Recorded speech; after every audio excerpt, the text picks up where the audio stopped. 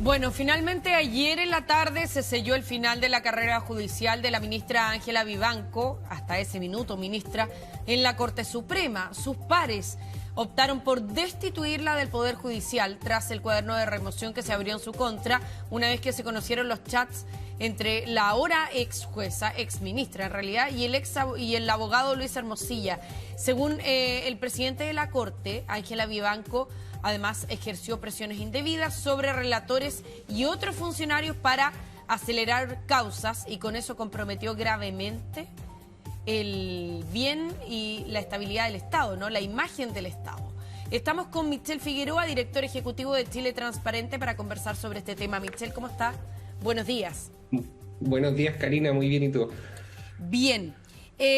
Primero, saber qué le parece que haya sido unánime esta decisión, porque dentro de las cosas que destacaron es que nadie consideró del máximo tribunal que la conducta protagonizada por Ángela Vivanco en alguna medida pudiera tener explicación. Eso es en definitiva, ¿no? Exactamente, acá lo que estamos viendo con la decisión que toma la Corte Suprema es justamente que aquí no vamos a aceptar que nadie dentro de cualquier institución del Estado y particularmente dentro del Poder Judicial, como es lo que vimos en este caso, tome decisiones que se alejen de la forma de administrar justicia. Y esto es una señal potente y responsable también de cómo queremos que funcionen nuestras instituciones. Es de cierta forma entregar una especie de garantía que aquí no vamos a aceptar ni vamos a proteger a nadie que haya cometido una irregularidad. Y eso hoy día debe ser una señal de tranquilidad que por fin estamos viendo en el denominado caso Audio, que quienes cometieron algún tipo de ilícito o desviaron la atención hacia otros lados están haciéndose responsables y están viviendo las consecuencias de haber cometido estas irregularidades. Y en esto hay que tener presente que justamente la decisión de remoción de la ministra Vivanco es solo el inicio de las responsabilidades que podría llegar a enfrentar, porque esto es una responsabilidad administrativa, donde sus pares internamente acreditan que se alejó de las conductas y por tanto no puede seguir ejerciendo el cargo. Pero aquí ella también podría abrirse un proceso donde ella se responsabilice penalmente de las responsabilidades de los actos que cometió. Ahora, necesariamente es bueno que se avance también en la acusación constitucional en el Congreso. Primero haciendo alusión a que aquí, por lo menos hasta en lo que va la tramitación de la acusación constitucional, se están estableciendo dos señales en el mismo sentido por parte de dos poderes del Estado. Quiere decir que el Poder Judicial ya la removió, por lo tanto debiera ocurrir lo mismo, y esto quizás ya obliga al Congreso a que los senadores voten en el mismo sentido, ¿no? Y por otra parte, sí es importante también esa acusación para que haya alguna sanción que le impida ejercer cargos públicos, ¿no? Exactamente. Con lo que estamos viendo en el Congreso es lo que denominamos responsabilidad política. Todas las autoridades y funcionarios públicos están sujetos al menos a cuatro tipos de responsabilidades. En primer lugar, a la responsabilidad administrativa, que es la que juzga internamente sus pares o dentro de la institución en la que trabajan, y eso es lo que hizo ayer justamente la Corte Suprema. Pero también están afecto a la responsabilidad política, que es la que juzga el Congreso por medio de las acusaciones constitucionales. Y esas responsabilidades son independientes entre sí. Incluso podría no determinarse que hay una responsabilidad política, si así lo determina el Congreso. Que haya sido sancionada administrativamente no condiciona justamente el otro ámbito de responsabilidad que sería la política. Y de todas formas nos quedan dos tipos de responsabilidades más todavía, que es la penal, que es la que habitualmente se paga con lo que todos conocemos como ir a la cárcel, Claro. y la responsabilidad civil si es que se comprometieron eh, el erario público o se comprometió, por ejemplo, la responsabilidad patrimonial de alguna otra persona. Y todas estas responsabilidades son individuales entre sí. Ya, ahora, ¿no sería raro, considerando que uno de los capítulos más polémicos es el que se ha denominado, nosotros coloquialmente en la prensa lo llamamos como la causa bielorrusa, ¿no? Pero lo que tiene que ver con este esta demanda que había presentado Codelco en contra de una empresa bielorrusa, que a su vez la había demandado inicialmente, tenían una discrepancia ahí, y se supone que la sala que falla ordena que el Estado termine pagando una cantidad de dinero que es considerable. Y a la luz de esta remoción del Poder Judicial, ¿pudiera también el Consejo de Defensa del Estado emprender acciones judiciales en contra de ella por precisamente esa condena? Porque además se establece que entre una instancia y otra de revisión del caso, judicialmente, hubo fallos que fueron demasiado diferentes, ¿no? Exactamente, aquí con esta decisión y con los antecedentes que hemos conocido y potencialmente con los otros antecedentes que vamos a seguir conociendo del denominado caso Audio, potencialmente se abren un montón de aristas de investigación en torno a la ex jueza o magistrada Vivanco, porque justamente interfirió en varias decisiones, que incluso puede que hayan decisiones que todavía no conocemos, dado que nos han revelado completamente los antecedentes, y desde ahí potencialmente se pueden derivar varios juicios y persecución de responsabilidades distintas. Hoy día estamos viendo el caso del daño patrimonial que sufrió Codelco por una decisión que ya no puede ser revisada, pero sí podríamos buscar la responsabilidad, en este caso, de Vivanco por las consecuencias que trajo su actuar.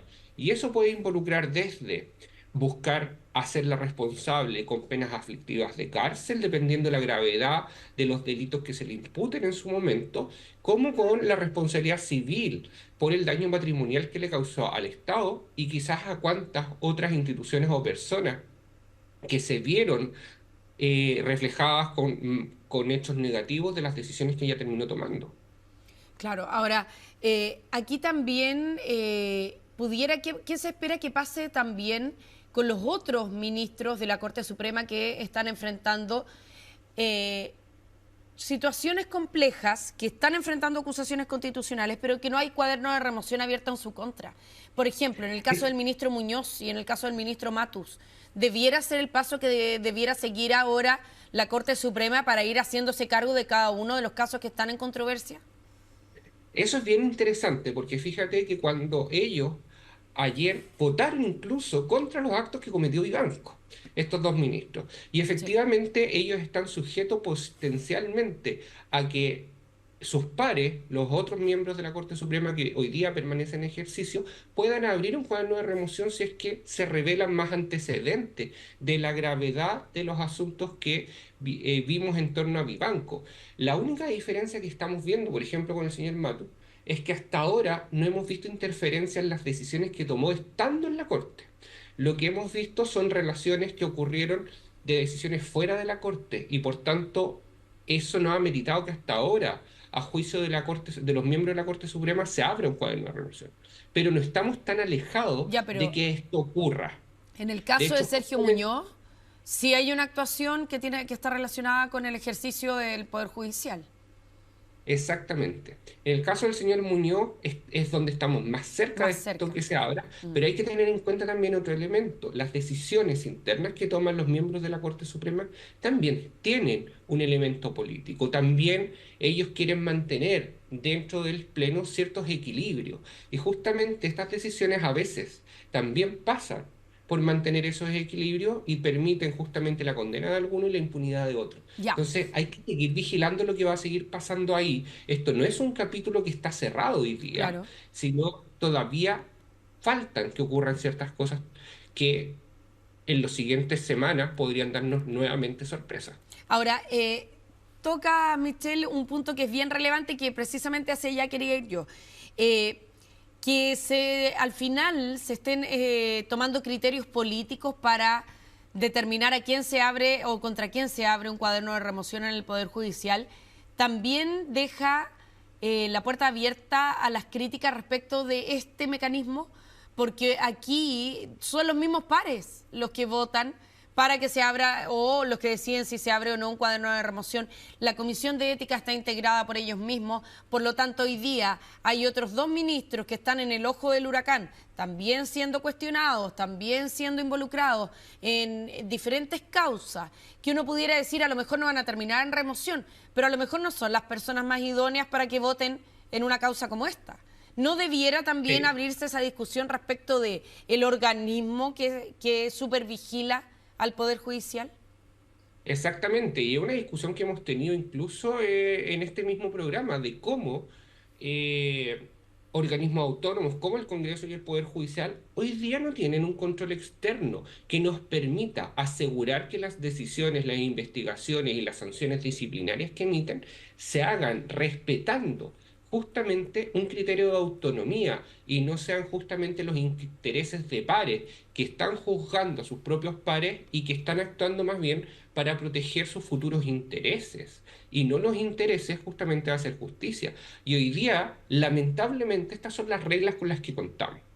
Y lo que estamos viendo es que al menos se está tratando de dar una señal con las reglas que contamos, pero hoy día necesitamos también empezar a mirar más allá y cómo reformamos hoy día estos elementos de tal forma que a futuro podamos asegurar que si se vuelven a repetir situaciones lamentables como esta, podamos tener más herramientas, herramientas más independientes y autónomas que nos permitan juzgar este tipo de situaciones con la debida autonomía y con la debida garantía que se le da a la ciudadanía también, de que incluso, porque hoy día se siembra el manto de duda, si efectivamente todas las causas que se ven a lo largo del país no habrá pasado algo similar a lo que hacía Vivanco con otros jueces o con otros miembros de del Poder Judicial a lo largo del país que no tienen el nivel de vigilancia o de exposición que tiene Vivanco y por tanto pueden, como decimos en buen chileno, pasar pa' callado y no enterarse justamente nadie de si realmente están haciendo su trabajo o no. Claro. Ahora, esto también abre una serie de reflexiones respecto de cómo está actualmente la situación de la corrupción en nuestro país. A raíz del caso Audios, por ejemplo, se dice que no había habido otro momento igual en Chile en términos de la cantidad de causas abiertas donde se está investigando hechos de corrupción. Tenemos el caso Convenios, que es a lo largo de todo Chile, ¿no? Se han encontrado fundaciones que han tenido problemas de rendiciones de dinero o casos relacionados con este tema en la región del Biobío, en la Araucanía, en el norte, en el centro. Está siendo investigado en todas partes el caso Convenio. ¿Qué pasa con el caso Audios también? ¿Cuál es el momento actual, el diagnóstico del momento actual que está viviendo nuestro país en materia de corrupción? Mira, nosotros desde Chile Transparente vemos una situación bien paradójica y que a ratos cuesta un poco explicar, porque si nosotros nos comparamos en términos regionales, si miramos a Argentina, a Sí. Perú, a Bolivia, a cualquier otro de los países, nuestra situación no es tan grave, porque efectivamente en la calle o cuando uno va a un municipio, a un servicio público, como una persona común y corriente, a nadie le andan pidiendo un sobre con plata para hacer un Mm. trámite. Pero sí lo que vemos es, dada la concentración de poder que hay dentro de las altas esferas de decisión entre el poder político y el poder de algunos empresarios o de algunos sectores que han logrado concentrar poder, es que justamente esa trenza de relaciones son las que propician justamente hechos de corrupción. Pero además hemos llegado a poder lograr estas capacidades de poder investigar y detectar este caso porque tenemos herramientas institucionales que nos permiten contar con la información justamente para poder investigar. Entonces, hoy día, a pesar de que estamos conociendo más casos de corrupción porque tenemos más herramientas, incluso los periodistas hoy día son muy aliados de leyes como el acceso a la información o los registros que genera la ley de lobby justamente para desde ahí poder mejorar el trabajo de investigación periodística, logran detectar este tipo de casos.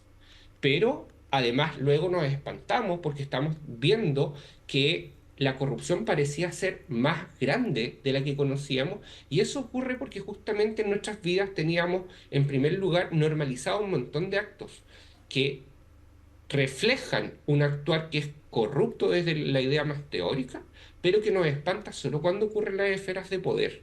Y hoy Claro. día tenemos que preocuparnos de dejar de normalizar hechos en nuestro día a día y lograr sancionar de forma efectiva a quienes, llegando al poder, cumplen justamente acciones corruptas para mantenerse o para pagar favores que les permitieron llegar a esos espacios. Y eso requiere una mirada más amplia de cómo separamos estructuralmente el poder político del poder económico, cómo le ponemos barreras para que no se den este tipo de relaciones y cómo logramos sancionar de forma efectiva en plazos oportunos y no después de 2, 3 o 4 años de investigación a quienes han cometido una irregularidad, porque la justicia también tiene que ser oportuna y no tiene que llegar tarde simplemente a condenar hechos cuando la sanción, aunque sea con cárcel, termina siendo más simbólica que real. Claro que sí. Bueno, nos quedamos a la espera de saber si es que va a ir todo avanzando en la misma dirección. Si es que en el Senado también van a votar de la misma forma los parlamentarios. ¿Qué tanto va a impactar también, por ejemplo, esta realidad que estamos viviendo en las elecciones municipales y de gobernadores, ¿no es cierto? Que es lo que viene a continuación. Michel Figueroa, muchas gracias por haber estado con nosotros en el canal de Televisión Noticias. Que tenga un buen día. Buen día, Karina.